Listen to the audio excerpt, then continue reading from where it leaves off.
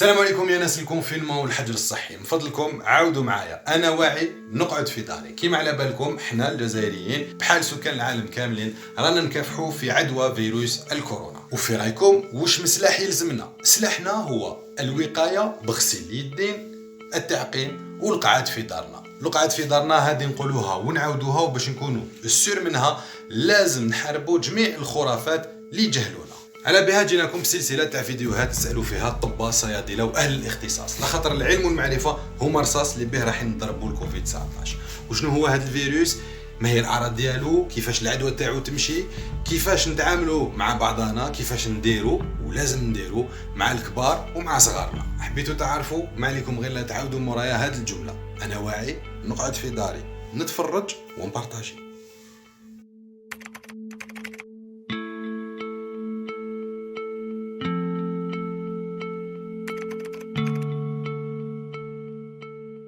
Professeur Fadela Madassi, bonjour. Vous êtes chef de service gynéco-obstétrique à la clinique Ibrahim Gharafa, ex-Durando à Bab el Oued. Donc, رئيسة مصلحة أمراض النساء والتوليد بعيادة إبراهيم غرافة Durando سابقا. Merci d'avoir accepté notre invitation pour parler du Covid-19 et des risques liés à la grossesse et à l'allaitement. Merci encore une fois, professeur. Bonjour, merci à vous et c'est tout un plaisir que de pouvoir répondre aux questions qui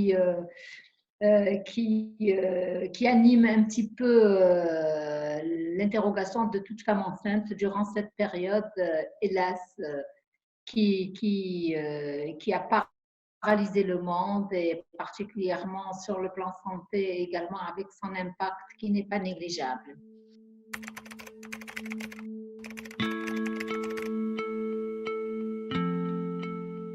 بروفيسور نعرفوا باللي المراه الحامل عندها بزاف المشاكل متعلقه بصحه تاعها، لازم يتبدل بزاف الامور. اليوم رانا عايشين في هذه لابانديمي اللي راجعه على جال الكوفيد 19.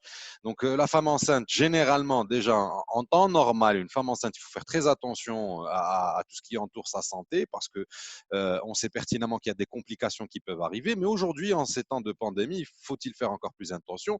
Alors première question, est-ce que la femme enceinte est plus exposée au risque de contracter le virus؟ هل المرأة الحامل معرضة أكثر للعدوى ولا للإصابة بفيروس كوفيد 19؟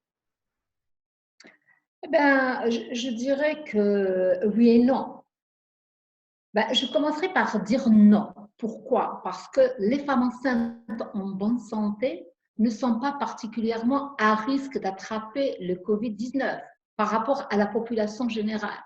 D'ailleurs, cela a été testé par de nombreuses études, notamment une étude américaine qui a comparé un petit peu l'incidence de la survenue de la pathologie chez les femmes enceintes et chez les femmes non enceintes.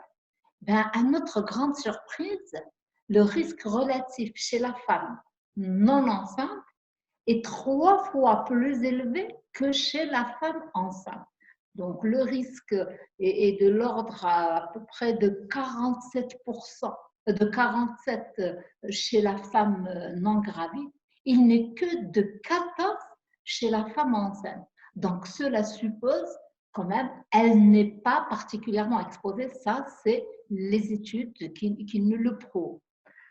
Par contre, si la femme enceinte, elle présente des maladies, c'est-à-dire qu'elle est diabétique, elle est asthmatique, à ce moment-là, évidemment, le risque est quand même beaucoup plus élevé. Quand la femme, elle présente des maladies associées à sa grossesse, type diabète, même un diabète gestationnel, c'est-à-dire la femme, elle n'est pas connue diabétique, mais le diabète pendant sa grossesse. On appelle le diabète gestationnel. Qui présentent un asthme, qui présentent une hypertension. Donc, celles-ci, elles sont exposées au même titre que toute la population générale. Donc, à celles-ci, elles doivent quand même faire très attention et bénéficier des consultations qui lui sont requises pour le suivi de sa grossesse.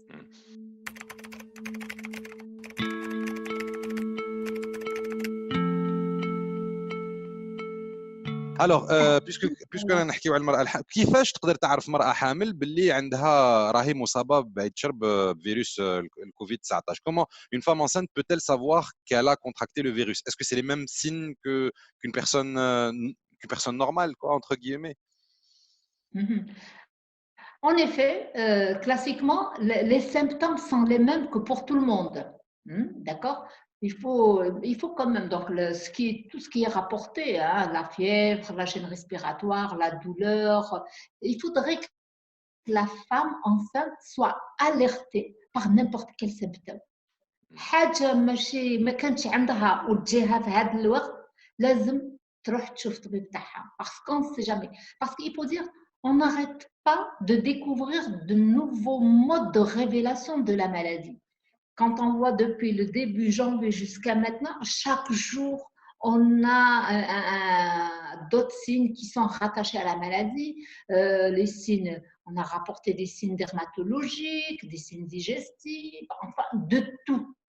Donc, il faut dire que jusqu'à ce jour, la maladie n'a pas révélé tous ses secrets.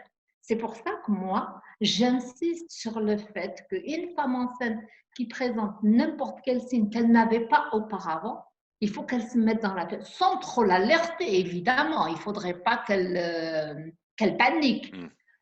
Mais il faut qu'elle consulte son médecin traitant et lui exposer la situation. Et après, c'est à lui de la rassurer et de l'orienter le cas échéant à ce qu'elle doit faire ou si elle doit subir des examens ou une surveillance particulière.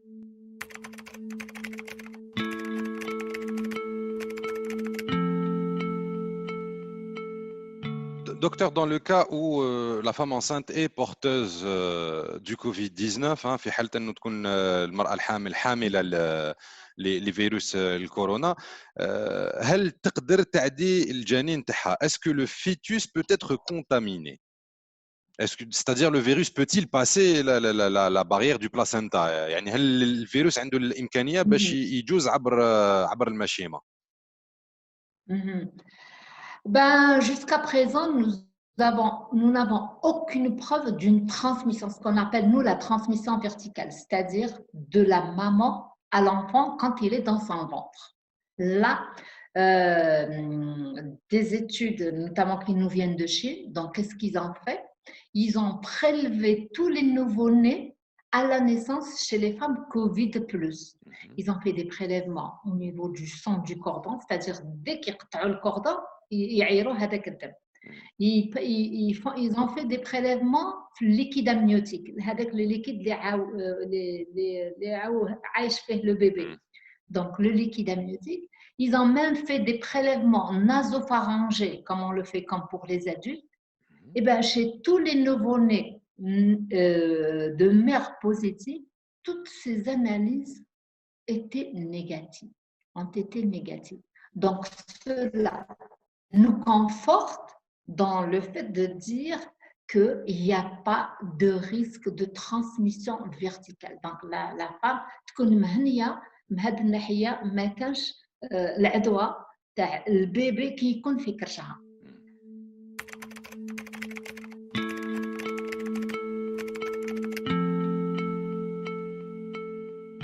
Vos propos sont très rassurants, professeur. الكلام تاعك يطلع المورال جلوبالمون الحمد لله. هل المرأة الحامل اللي تكون عندها الإصابة بالكوفيد ينحيوا لها الولد تاعها كي تولد؟ Est-ce que la femme enceinte qui va accoucher, qui est porteuse du Covid, qui accouche, est-ce qu'il y a un risque qu'on la sépare de son enfant? Normalement, non. On ne doit pas séparer la maman de son enfant, quand bien même elle est Covid+, sauf si son état de santé ne le permet pas. Ça, c'est autre chose. C'est-à-dire que si une malade qui est en soins intensifs ou bien alors elle est très faible, elle ne peut pas s'en occuper. Mais tant qu'elle a la faculté physique de s'occuper de son nouveau-né, elle doit le faire. Elle n'est pas séparée. Néanmoins, il y a quand même des mesures à prendre parce qu'on a dit la contamination peut se faire par le contact. Donc, in utero, il n'y a pas de souci. Par contre, après la naissance, si elle est porteuse, Le virus, elle peut l'avoir dans ses mains, sur son corps, sur ses vêtements. À ce moment-là, il y a quand même, elle doit appliquer les mesures barrières de façon stricte. Ça veut dire qu'elle doit tout le temps porter le masque avant qu'elle prenne contact avec son nouveau-né, avec son bébé. Elle doit porter ce masque en présence d'une tierce personne. Elle doit impérativement observer l'hygiène des mains avant chaque contact et avant chaque tétée. Et si elle observe ces mesures barrières, il n'y a aucun risque, donc elle ne doit pas être séparée de son nouveau-né.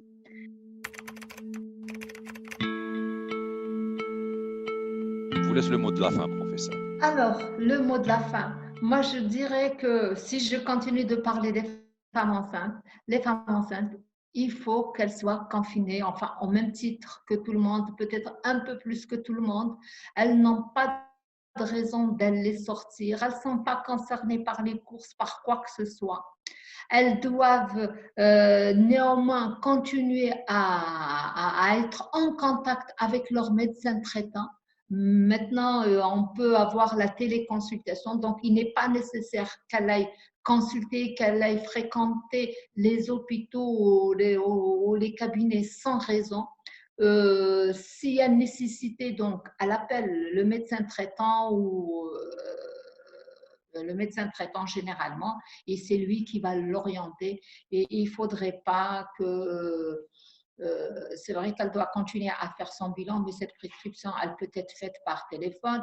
On peut programmer les échographies à des dates bien fixées auparavant, mais sinon, confinement, confinement, confinement.